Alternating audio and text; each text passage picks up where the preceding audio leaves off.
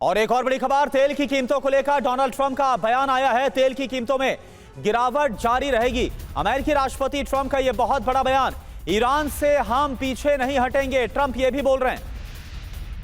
तो अपने ही अंदाज में डोनाल्ड ट्रंप अपने दावे कर रहे हैं। त्रिपाठी सर, जो तेल संकट यानी ये एक प्रेशर पॉइंट बन रहा है वॉर में, ये अनुमानित था और ये पहले से ही ये मान के चला जा रहा था कि आने वाले दिनों पर बात यहीं आकर अटकेगी, रुकेगी। क्या इसके दो पक्ष देखे जा सकते हैं? एक वो देश जहां इस तेल संकट का प्रभाव है और वो अमेरिका पर या इजराइल पर या जो गल्फ देश हैं उन पर दबाव बनाएंगे कि वो पीछे हटे, इस युद्ध को खत्म करे, या उनके ऊपर भी प्रेशर रहेगा जो ईरान से सप्लाई लेते थे, क्योंकि उनको भी तेल नहीं मिल रहा। चाइना जैसा देश है, ईरान के अपने जो ऑयल परचेजिंग कंट्रीज थी उनको भी अब ऑयल नहीं पहुंच रहा। तो क्या वो भी प्रेशर में होंगे? वो भी ईरान पर कुछ प्रेशर बनाएंगे कि भाई इसका रास्ता खोजो और इसे खत्म करो। आप इसको कैसे देखना चाहिए? देखिए, मुझे पहली चीज़ तो ये नहीं लगती कि चाइना जो है वो ईरान पर प्रेशर इतना बना पाएगा या बनाने की कोशिश भी करेगा, क्योंकि ठीक है चीन सर, लेकिन वॉर में यही लोग सपोर्ट कर रहे हैं, रूस और चाइना। चीन की तेल खपत का 20% से ज़्यादा ईरान से आता है, ये बात सही है।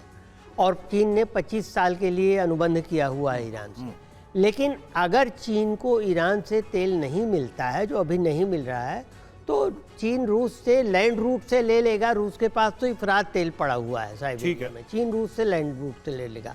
दूसरी चीज़, जो अरब देश हैं, जो गल्फ के खाड़ी के जो तेल उत्पादक देश हैं, उन पर ये प्रभाव पड़ेगा, क्योंकि उनकी क्षमता कम हो रही है, वो उसको ट्रांसपोर्ट नहीं कर पा रहे हैं, उनके अपने डिपोज पे ईरान बमबारी कर रहा है। तो वो ज़रूर कहेंगे ट्रंप को कि आप जल्दी से जल्दी इस युद्ध को ख़त्म कीजिए ताकि हमारी इकोनॉमी कायम रहे और या ऐसी स्थिति में रहे कि हम फिर से रिकवरी कर सकें। रही बात ट्रंप की, तो देखिए ट्रंप तो सरासर झूठ बोल रहे हैं। परसों जो क्रूड ऑयल की कीमत थी वो कम हुई थी 8%, लेकिन आज क्रूड ऑयल की वो इसलिए कम हुई थी कि ट्रंप ने कहा था कि युद्ध एक तरह से खत्म हो गया, लेकिन आज क्रूड ऑयल की कीमत 12% यानी कुल मिलाकर ठीक है, यानी 12% बढ़ गई है। और ये जो हम देख रहे हैं कि क्रूड ऑयल अभी फिलहाल महंगा होता नजर आ रहा है और जो खाड़ी के देश हैं वो यही बोल रहे हैं कि आपने हमें बुरा फंसा दिया डोनाल्ड ट्रंप। एक और बड़ी खबर, तेल टैंकर पर हमले का बदला लेगा अमेरिका, यह खबर आ रही है। जो ईरान ने हमला किया, यूके के फेयरफोर्ड एयरबेस पर अमेरिकी तैयारियां तेज हो गई हैं। B-1 बम वर्षक विमानों पर बंकर बस्टर की लोडिंग हो रही है। किसी भी वक्त ईरान पर बहुत बड़ा हमला हो सकता है। ये बॉम्बर्स हैं जिनकी कभी भी उड़ान अब हो सकती है ब्रिटेन से।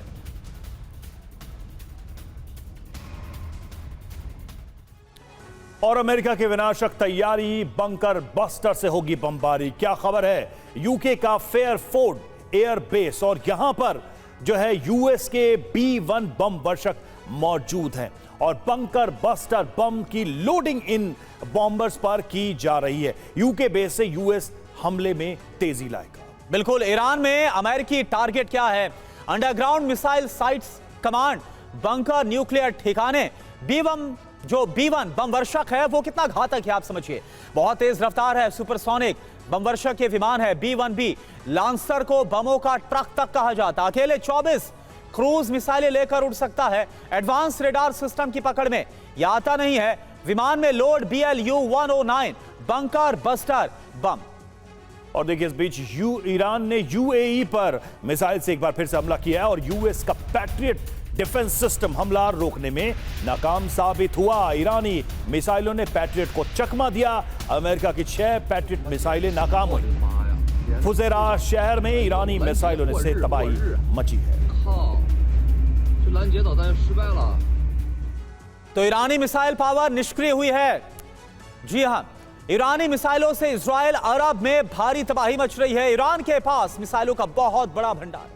10 साल में बनाई गई है मिसाइलों का अभी तो इस्तेमाल भी नहीं किया गया। ईरान पर हर साल करीब 12,000 मिसाइलें ईरान बना रहा है और 10 सालों में 1,20,000 मिसाइलें बनाई गई हैं। मिसाइलों के दम पर कई महीनों तक युद्ध लड़ा जा सकता है ईरान के द्वारा, यह भी कहा जा रहा है।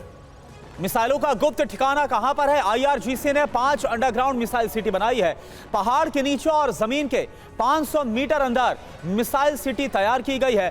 कोई ऐसी मिसाइल या फिर बम नहीं जो मिसाइल सिटी तक पहुंच सके।